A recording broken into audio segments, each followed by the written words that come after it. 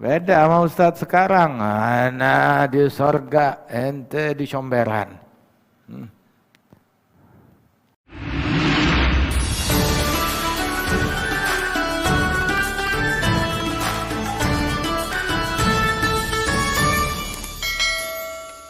Yaqul al-Imam Al-Haddad hina mengajarkan kepada kita untuk tawadhu'. Tawadhu' itu sifatnya mukminin, tawadhu' sifatnya para nabi-nabi, tawadhu' sifatnya para aulia was salihin. Inna Allah la yuhibbul mutakabbirin. Allah enggak suka kepada orang yang sombong, yang menyombongkan diri. Dan orang yang tawadhu' itu yang disukai oleh Allah Ta'ala dan dicintai. Man tawadha' rafa'ahu Allah, man takabbara wada'ahu Allah. Yang tawadhu' maka dia diangkat derajatnya oleh Allah Ta'ala. Adapun yang yang takabbur, maka Allah Subhanahu wa Ta'ala akan menjatuhkan dia. Akan menjatuhkan orang yang takabbur. Rasulullah sallallahu alaihi wasallam bilang dalam hadis, la yadkhulul jannah man kana fi qalbihi mithqalu dzarratin minal kibr. Enggak bakalan masuk ke dalam surga orang yang di dalam hatinya ada satu titik kesombongan, Enggak bakalan masuk surga kalau di dalam hatinya ada satu titik. Apalagi kalau ada dua, ada tiga. Al-takabbur antara anak khairan min ahadin min ibadillah atau min khalqillah. Dengan menganggap diri kita lebih baik dari salah satu makhluk Allah, ada takabbur.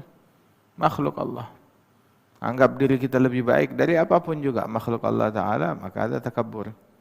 Sebab masalah siapa yang lebih baik, itu nanti ketahuannya di akhirat. Apabila kita masuk surga, selamat dari neraka, nah itu yang baik. Itu yang baik. Sedangkan kita nggak tahu selagi kita di dunia. Makanya orang yang buru-buru memutuskan begitu adalah orang yang paling bodoh. Orang yang sombong macam begini nggak bakalan masuk ke dalam surganya Allah Ta'ala. Surga adalah tempatnya orang tawadhu'. Neraka tempatnya orang yang takabbur. Itu tempatnya adalah di neraka. Orang dulu tuh nggak nganggap dirinya lebih baik daripada hewan, apalagi daripada manusia lain. Maka Imam Sayyidina Al-Idrus itu beliau demikian tawadhu'nya dan juga mendidik anaknya untuk tawadhu'. Sayyidina Al-Adni dididik oleh beliau bahwasanya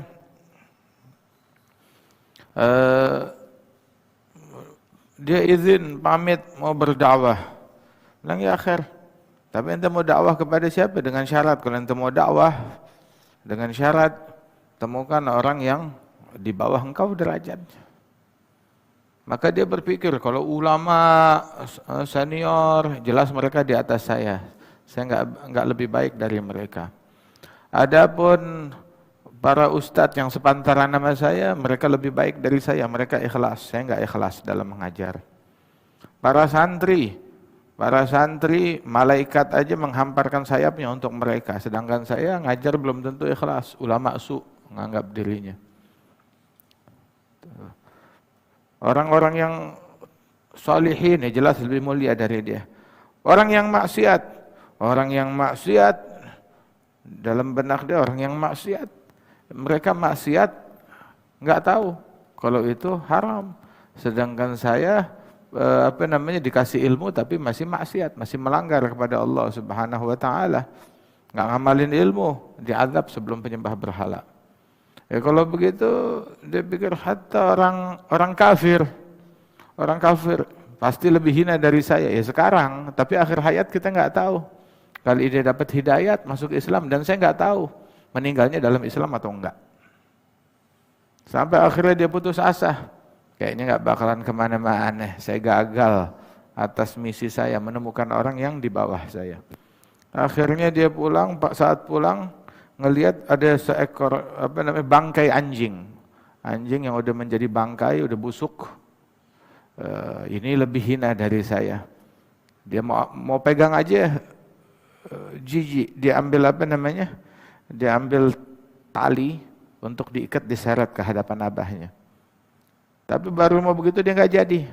Besok ini anjing hari kiamat juga dibangkit oleh Allah Subhanahu wa taala. Semua makhluk dibangkit.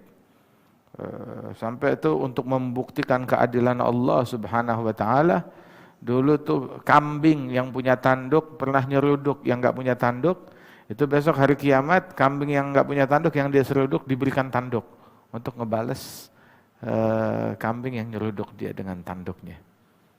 Qisas. Menunjukkan lambang keadilan Allah. Udah gitu semuanya dikembalikan kepada tanah. Hewan, binatang, semuanya dikembalikan kepada tanah. Termasuk ini anjing. Tapi manusia nggak balik menjadi tanah di akhirat. Orang kafir masuk neraka, orang maksiat masuk neraka.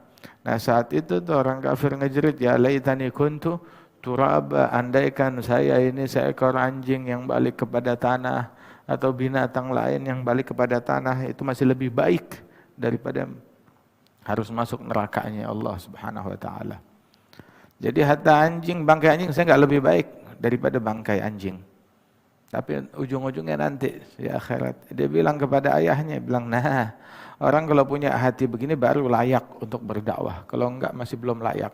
Selama dirinya lebih baik, saya lebih baik daripada peminum, saya lebih baik daripada pezina, saya lebih baik daripada pencuri, saya lebih baik daripada penjahat, saya lebih baik daripada pemerintah, saya lebih baik daripada pejabat, saya lebih baik daripada ustadz yang ini, daripada ulama yang itu, daripada penceramah yang ini. Oh, belum layak kalau begitu. Belum layak. Dulu tuh para masyayikh, para guru-guru ngajarin ketika kamu berdakwah, ngajarin orang, berkeyakinanlah bahwasanya mudah-mudahan besok apabila ada satu di antara yang belajar sama ente itu selamat masuk surga, kali-kali berharap agar dia bisa mengambil, menarik tangan engkau besok di hari kiamat. Nyelamatin ente, ngeluarin ente dari neraka.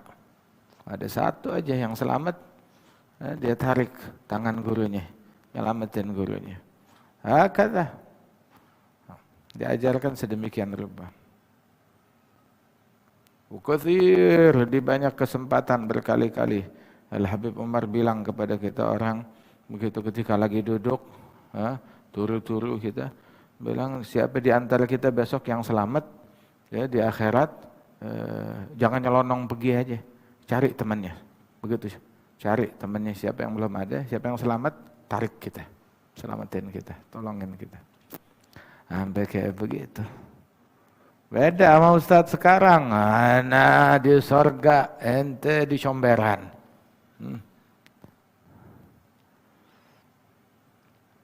Makanya jadinya umatnya lebih itu guru kencing berdiri, murid kencing berlari. Gurunya mengklaim saya begitu. Gurunya mengklaim saya alim, saya ulama. Muridnya mengklaim, umat mengklaim saya nabi, saya Tuhan. Nah, ada kan yang begitu.